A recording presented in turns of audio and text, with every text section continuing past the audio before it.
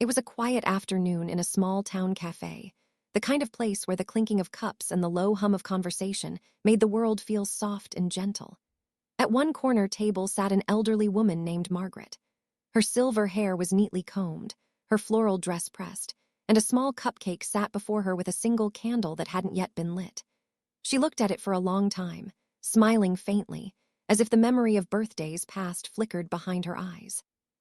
Today was her 82nd birthday, though no one in the cafe knew it.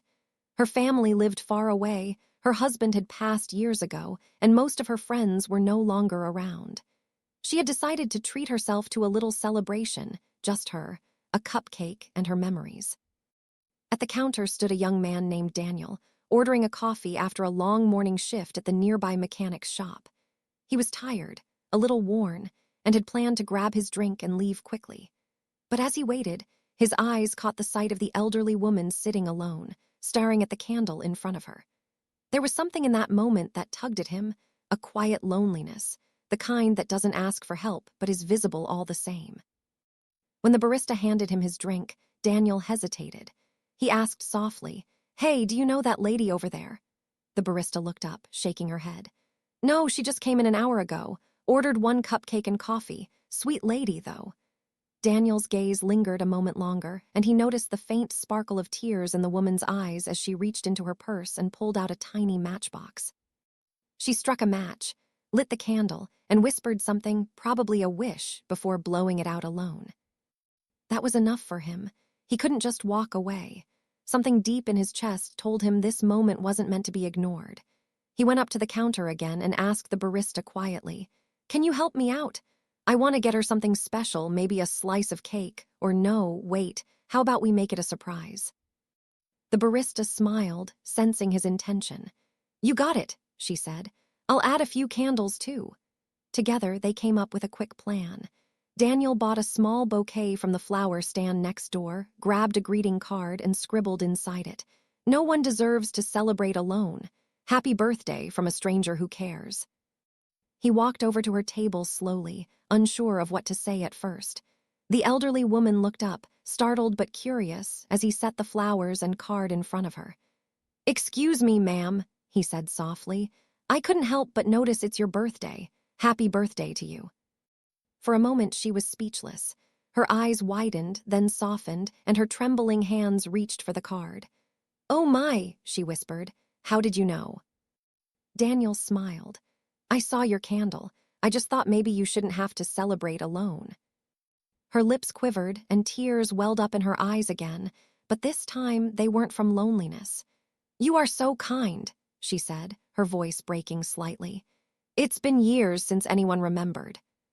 Daniel pulled out the chair beside her. "Then I'm honored to be the first this year." The barista came over a few moments later carrying a slice of chocolate cake with a few candles, leading the entire cafe into a soft chorus of "Happy birthday to you." The sound filled the room, and strangers who didn't even know her joined in, smiling and clapping. Margaret covered her face, laughing and crying all at once. The warmth in the cafe grew louder than the clinking of cups. As the candles flickered and the song ended, Margaret blew them out again, but this time surrounded by people. "Thank you," she said quietly, looking around. "I didn't expect this. You've all made this old woman very happy today." Daniel chuckled. "You're not old, just classic." The whole cafe laughed, and in that moment everyone felt connected. But the story didn't end there. When Margaret left the cafe, she carried more than just flowers and cake. She carried hope, a reminder that kindness still existed in the simplest corners of life. That night, when she got home, she decided to do something she hadn't done in a long time. She baked her famous apple pie, the recipe her husband loved, and the next morning she wrapped it neatly and brought it to her neighbor, a single mother named Clara, who lived 2 doors down. Clara was surprised when she opened the door. "Mrs. Green, what a nice surprise." Margaret smiled. "It's my birthday pie tradition, but this year I'd rather share it than eat it alone." That simple gesture meant the world to Clara. She had been struggling to keep up with bills and raising her little boy, Ethan, who was only 6. The pie became more than dessert. It became a conversation, a connection. Over tea and laughter, Margaret told her about the young man at the cafe who had made her birthday special. "He reminded me," she said softly, "that kindness is contagious. You pass it on and it keeps going." Inspired, Clara decided to keep it going. The next morning, on her way to work, she stopped by a small grocery store and paid for the groceries of the person ahead of her, a delivery driver named Mike, who had been having a rough week. Mike couldn't believe it. "Wait, what? You don't even know me." Clara smiled, echoing Margaret's words. "Someone reminded me that no one should feel alone. Pass it on when you can." That phrase stuck with Mike. Later that day, when he was delivering lunch orders to a construction site, he noticed a young worker sitting on the curb looking defeated. The man had just received a call that his rent was overdue. Mike handed him an extra meal from his delivery bag. "Here," he said, "you look like you could use this. Paid for already." The young man looked up, confused but grateful. "Are you sure?" Mike nodded. "Yeah, just pass it on someday." And that's exactly what happened. The young construction worker, whose name was Evan, kept that moment in his heart.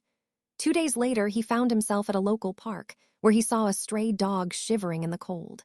He took it to the vet, paid for the checkup, and founded a shelter that would care for it until it could be adopted. The shelter posted a thank you message online, which, by chance, was seen by Daniel, the young man who had started it all. Reading that story made Daniel pause. He realized it was the same chain of kindness he'd unknowingly sparked. It amazed him how one small gesture, noticing a lonely old woman on her birthday, had somehow rippled across the entire town. That night, he returned to the cafe, hoping to see Margaret again. And as luck would have it, she was there, sitting at the same table, sipping her coffee with a soft smile. He approached her with a grin. "You again," he said. She looked up, her eyes lighting up with recognition. "Daniel, you came back. I wanted to tell you something." He said, "You started something amazing."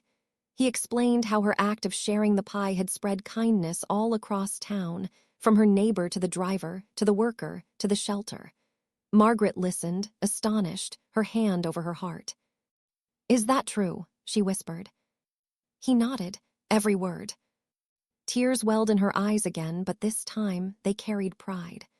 "Oh, my dear boy," she said softly, "I just wanted to thank you that day. I never imagined it would go so far." Daniel smiled. "That's the thing about kindness. You never know how far it travels." The barista, who remembered them both, overheard the conversation and joined in with a smile. "You too should know," she said. "People still talk about that birthday here. It changed the whole vibe of this place. We started something called the Kind Cup. Customers can pay for a coffee in advance for someone who needs it. We've already had dozens claimed." Margaret laughed softly. "Would you look at that, from one cupcake to a whole cafe of kindness?" Daniel raised his cup. "To kindness," he said. She lifted hers, to never being alone again. The cafe buzzed with warmth once more, but now it wasn't just about one birthday. It was about a community that had rediscovered connection, empathy, and hope. The story of the woman who celebrated her birthday alone had turned into a living reminder that compassion doesn't need a reason. It just needs someone to start it. And as the days passed, more people in town began sharing their own stories of kindness.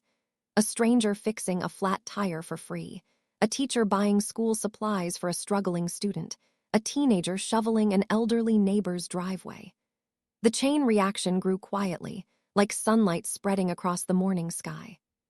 Sometimes, all it takes is one moment, one spark, to remind people that they belong to something bigger than themselves. And for Margaret, her 82nd birthday became not just another year, but the beginning of a legacy. Because one stranger decided to notice, one cafe decided to sing, and one community decided to care. And kindness, as it always does, found its way home again.